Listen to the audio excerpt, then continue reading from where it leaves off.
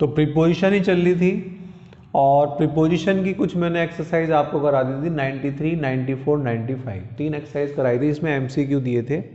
ऐसी इसमें एक्सरसाइज है 96, ये एसपी बख्शी साहब की बुक की हैं। मोस्ट इंपॉर्टेंट एक्सरसाइज हैं, आपको बहुत ज़रूरी हैं, और ये fill in the blank improvement में आ जाती है, स्पॉटिंग द एरर्स में भी आ सकती है। तो नंबर फर्स्ट सेंटेंस है आज का, you can not expect respect from him because he is lost to the sense of shame. जो सेंस ऑफ शेम है ना, शर्मिंदगी की जो एक भावना होती है, उसको खो चुका है, तो उसको कहते हैं लॉस्ट टू। लेकिन एक होता है किसी चीज में खोया होना, लॉस्ट इन स्टडी, वो पढ़ाई में खोया हुआ है, lost in his study.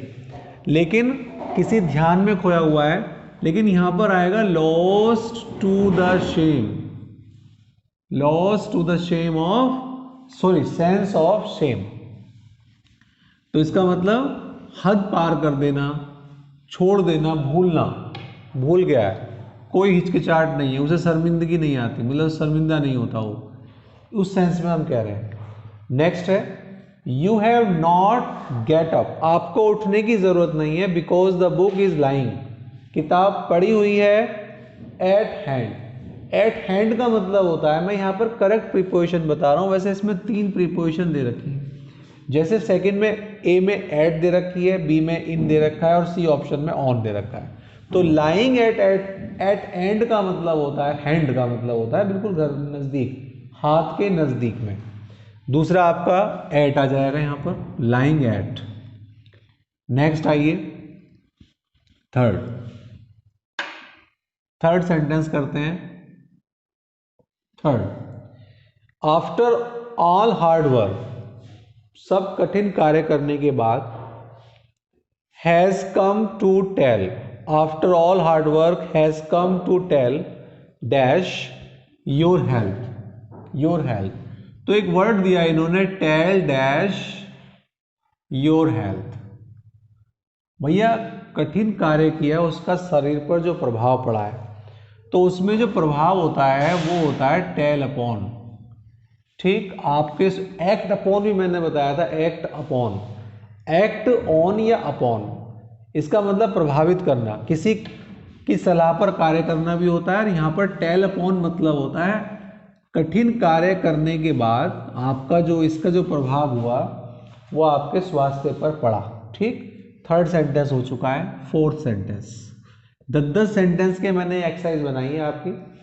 Next, dishonesty is always detrimental, एक वर्ड दिया इन्होंने डेट्रीमेंटल, ये 2-3 वर्ड हैं, इनके साथ टू आता है, और डेट्रीमेंटल का मतलब होता है हानिकारक। एक वर्ड आपको ध्यान होगा, injurious, smoking is injurious to health, ये सब वर्ड इसी कैटेगरी के हैं। तो detrimental to progress in life, dishonesty हमेशा हानिकारक होती है, आपके जीवन की प्रोग्रेस में बाधा होती है। ठीक है, तो यहां पर आप इस तरीके से पढ़ेंगे। नेक्स्ट है fifth, he made insulting remarks, उसने अपमानजनक शब्द कहे, दैट आर डेरोगेटरी, जो कि अपमानजनक है। ठीक, हिज रेपुटेशन, उसकी इमेज को स्पॉइल करते हैं। तो यहां पर जो वर्ड दिया है डेरोगेटरी, जो डेरोगेटरी वर्ड है, डेरोगेटरी, इसके साथ भी आता है टू, डेरोगेटरी टू। क्लियर, अपमानजनक मतलब उसकी जो रेपुटेशन है उसके लिए थोड़ा सा धब्बा है। ठीक, उसके सम्मान में उसका अपमान है, मतलब ये समझ लीजिए आप। डेरोगेटरी टू आता है। एक वर्ड आता है स्पॉइल, स्पॉइल द इमेज, दूषित करना। एक वर्ड और आता है टार्निश, ये आपके सिनोनिम्स वर्ड हो सकते हैं। क्लियर, तो सब ये है गंदा करना, दूषित करना। तो आपकी जो रेपुटेशन है उसको दूषित कर रहा है, उसके लिए आता है डेरोगेटरी। नेक्स्ट है six sentence. In the long run, एक लंबे समय की बात करें, तो ड्रिंकिंग जब काफ़ी समय तक आप ड्रिंक करते रहते हैं तो इससे क्या होता है, प्रूव्ड, ये बात सिद्ध होती है कि fatal.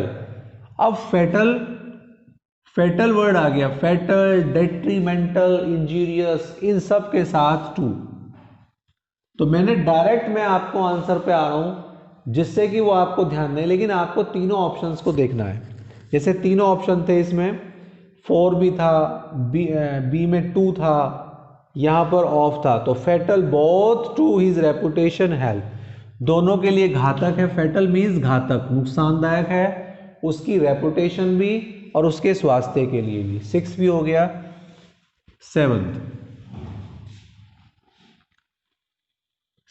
Sentence, the rich are not insured. Insured कहते हैं INUR। इन्योर्ड का मतलब होता है ठीक नहीं है, योग्य नहीं है, लायक नहीं है। तो रिच, अमीर जो है वो लायक नहीं है। मैनुअल लेबर, जो हम लेबर करते हैं, मेहनत करते हैं, उसके लायक नहीं होते। ठीक है, वे फिजिकली इतने स्ट्रांग नहीं होते जितने लेबर क्लास होती है। तो यहाँ पर इन्योर्ड के साथ भी टू लिखा हुआ है, इन्योर्ड टू, इन्योर्ड के साथ भी। तो इसमें आज तो डेट्रीमेंटल हो गया, फैटल हो गया, डेरोगेटरी हो गया, ज़्यादातर वर्ड आ गए जिनके साथ सबके साथ आपको टू मिल रहा है। क्लियर? तो ये याद भी रहेंगे आपको कि भाई इनके साथ सबके साथ टू आया था। 8th सेंटेंस कर रहे हैं।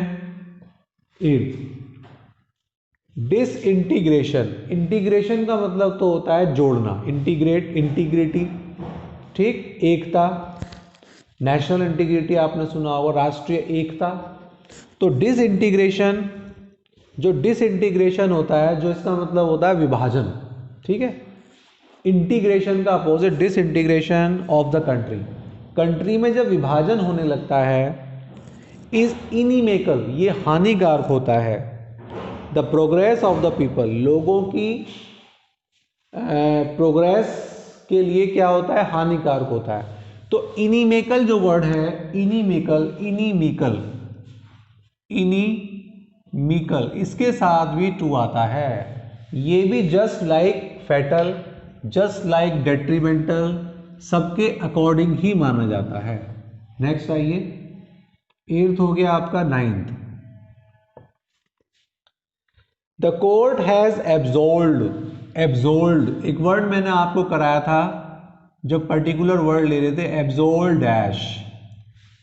कोर्ट ने एब्सॉल्व कर दिया है उसे, all the charges levelled against him, जो उसके अगेंस्ट लगे थे सारे चार्जेस, उसको मुक्त कर दिया है। तो एब्सॉल्व फ्रॉम, एब्सॉल्व के साथ आता है प्रीपोजिशन फ्रॉम। ये मैंने आपको मोस्ट इंपोर्टेंट वर्ड की लिस्ट में बताया था।